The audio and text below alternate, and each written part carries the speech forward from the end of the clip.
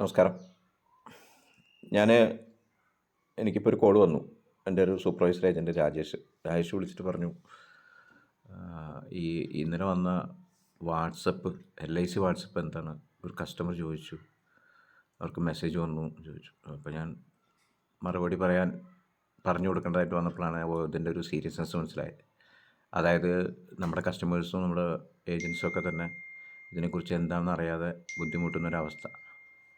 അപ്പോൾ അതുകൊണ്ട് പെട്ടെന്ന് തന്നെ അതിനെക്കുറിച്ചിട്ടുള്ള ഇന്നലെ ഒരു വീഡിയോ ചെയ്തുള്ളൂ. അപ്പോൾ ഇങ്ങനെ പെട്ടെന്ന് തന്നെ അതിനെക്കുറിച്ചൊരു വീഡിയോ ഇട്ട് ചെന്ന് കഴിഞ്ഞാൽ എല്ലാവർക്കും പെട്ടെന്ന് അത് മനസ്സിലാക്കാൻ പറ്റുമല്ലോ എന്ന് വിചാരിച്ചിട്ട് പ്രിയ സുഹൃത്തുക്കളായിട്ട് ഞാനൊരു ലൈവായിട്ട് എങ്ങനെ ചെയ്യണം എന്നുള്ളത് നോക്കാൻ വേണ്ടിയിട്ട് പറഞ്ഞുതരാൻ വേണ്ടി ശ്രമിക്കുകയാണ്. നമ്മളിപ്പം ജസ്റ്റ്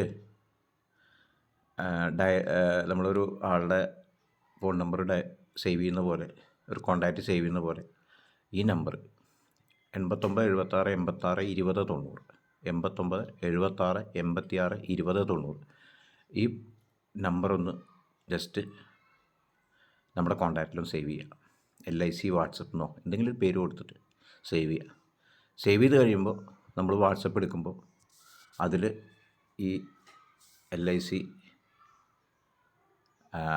എന്ന് പറഞ്ഞ LIC വാട്സപ്പ് എന്ന് പറഞ്ഞിട്ട് അത് വരും. അത് വന്നിട്ട് അങ്ങനെ സേവ് ചെയ്ത് കഴിഞ്ഞാൽ എന്ത് ചെയ്യാം, ജസ്റ്റ് ഒന്ന് ക്ലിയർ ചാറ്റ് അടിക്കട്ടെ. അത് കുറേ മുമ്പ് ചെയ്ത് ഇങ്ങനെ സേവ് ചെയ്ത് കഴിഞ്ഞാൽ ഇതുപോലെ സ്ക്രീന് എല്ലാവർക്കും കിട്ടും. കിട്ടിക്കഴിഞ്ഞാൽ ഉടൻ തന്നെ HI ഹായ് എന്നല്ല, ഹൈ അല്ലെങ്കിൽ ഹി എന്തായാലും കുഴപ്പമില്ല, ഒന്ന് ജസ്റ്റ് സെൻഡ് ചെയ്യാം. അത് സെൻഡ് ചെയ്ത് കഴിഞ്ഞാൽ അത് LIC അപ്പം തന്നെ നമുക്ക് ഇത്രയും കാര്യങ്ങൾ കാണിക്കും. Please select and option from the service given below. Premium due, bonus information, policy status, loan eligibility quotation, loan repayment quotation, loan interest due, premium paid certificate, ULIP, statement of units, LIC service links, option in, out and service and conversation.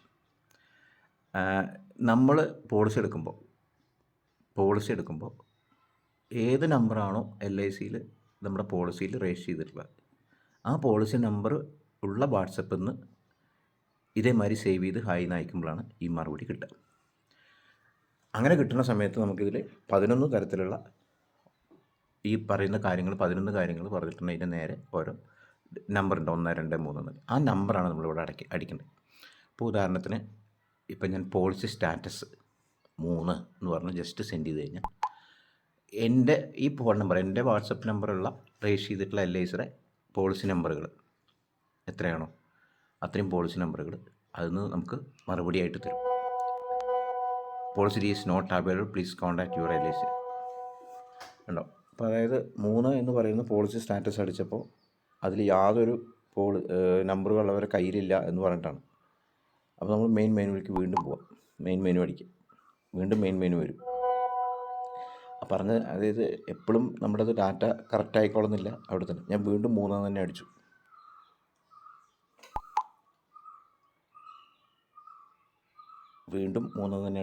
Policy സ്റ്റാറ്റസുകൾ അറിയാൻ തന്നെ അടിച്ചു. ഇനി നമുക്ക് premium due അടിക്കാം, അതല്ലെങ്കിൽ loan eligibility quotation അയക്കാം, loan interest due ഉണ്ടെങ്കിൽ അത് അയക്കാം. അങ്ങനെ ആ നമ്പറുകൾ ഏത് വേണമെങ്കിലും അയക്കാം. ഇപ്പോൾ 3 എന്ന് പറയുന്ന നമ്പറിനെ ഞാൻ വീണ്ടും അയച്ചതെന്ന് വെച്ചാൽ പോളിസികൾ ഈ നമ്പറിൽ ഉണ്ടെന്നുള്ള ഉറപ്പുണ്ടാകണം. വീണ്ടും രണ്ടാമത് ശ്രമിച്ചപ്പോൾ അത് ശരിയായി. 10 പോളിസി നമ്പറുകൾ ഓൾറെഡി വന്നു. ഇനിയും ഉണ്ടെങ്കിൽ വീണ്ടും ഇപ്പോൾ ഈ 10-എല്ലാം വന്നോണമെന്നില്ല. ഇനി നമുക്ക് പോളിസികൾ ഉണ്ടാവാം, അല്ലെങ്കിൽ കസ്റ്റമർക്ക് പോളിസികൾ ഉണ്ടാവാം. അങ്ങനെയാണെങ്കിൽ #0 വീണ്ടും ഡയൽ ചെയ്ത് കഴിഞ്ഞാൽ ബാക്കി പോളിസി നമ്പർ കിട്ടും. ഇപ്പോൾ ഇത്രയും പോളിസികളെന്ന് പറഞ്ഞു കഴിഞ്ഞാൽ വെറുതെ ഒരു പോളിസി നമ്പറിൽ ജസ്റ്റ് അഞ്ചാമത്തെ പോളിസി നമ്പർ എന്ന് പറഞ്ഞാൽ അടിച്ചു കഴിഞ്ഞാൽ അപ്പോൾ അതിൻ്റെ സ്റ്റാറ്റസാണ് എനിക്ക് അറിയേണ്ടത്. 5ാമത്തെ പോളിസി നമ്പർ ജസ്റ്റ് സെൻഡ് ചെയ്തു. അപ്പോൾ സെൻഡ് ചെയ്തപ്പോൾ നമുക്ക് തന്ന മറുപടി 5 എന്ന് പറഞ്ഞിട്ട് ആ ഡിജിറ്റ് മാത്രമേ നമ്മൾ സെൻഡ് ചെയ്തുള്ളൂ. 5 എന്ന് പറഞ്ഞ ഡിജിറ്റ്. 5ാമത്തെ പോളിസി നമ്പർ 317 231 814 പറഞ്ഞൊരു പോളിസി നമ്പറാണുള്ളത്. അപ്പോൾ ആ പോളിസി നമ്പർ എൻ്റെ ഡാറ്റ ഞാൻ സെൻഡ് ചെയ്തു, മറുപടിക്ക് വേണ്ടി വെയിറ്റ് ചെയ്യുന്നു. അപ്പോൾ വളരെ ക്വിക്കായിട്ട് നമുക്ക് എന്ത് കിട്ടി, അതിൻ്റെ വിവരങ്ങൾ വരും.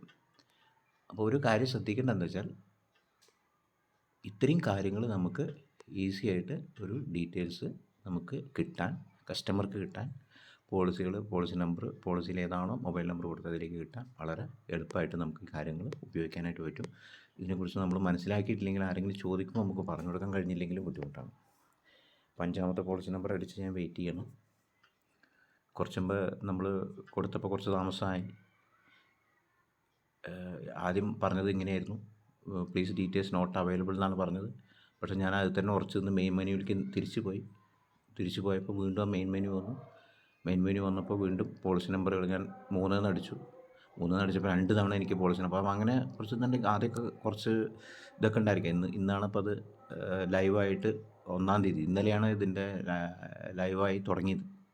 ഇപ്പം ഇന്ന് 2-ാം തീയതി ആയി. അപ്പോൾ അതിൻ്റെ ഒരു ആരംഭശൂരത്തുണ്ടാവും, അതാണ് സംഭവം. പേടിക്കാനൊന്നുമില്ല, എന്തായാലും അത് ക്ലിയറായി വരും. 5 അടിച്ചു, 5ൻ്റെ സ്റ്റാറ്റസ് വരുന്നില്ല.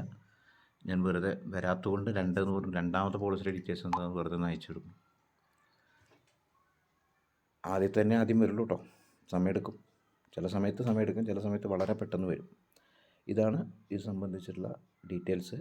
ഇപ്പം നമുക്ക് അറിയാം, ഓൾറെഡി ഇത് ഇങ്ങനൊരു മെസ്സേജ് നമ്മൾ വന്നു, അത് എന്താ എന്നുള്ളത് അറിഞ്ഞുകൊണ്ട് നമ്മൾ ഇനി ഇത് എന്താണെന്ന് അറിയാതിരിക്കേണ്ട. ഇങ്ങനൊരു മെസ്സേജ് എല്ലായിടത്തും വരുന്നത് എങ്ങനെയാണ് ചെയ്യേണ്ടത് എന്നുള്ളത് ഏജൻസോ പോളിസി ഉടമകളോ ചോദിക്കുകയാണെങ്കിൽ നമുക്കിങ്ങനെ പറഞ്ഞു കൊടുക്കാൻ വേണ്ടി ചെയ്തു എന്ന് മാത്രം. Okay, thank you.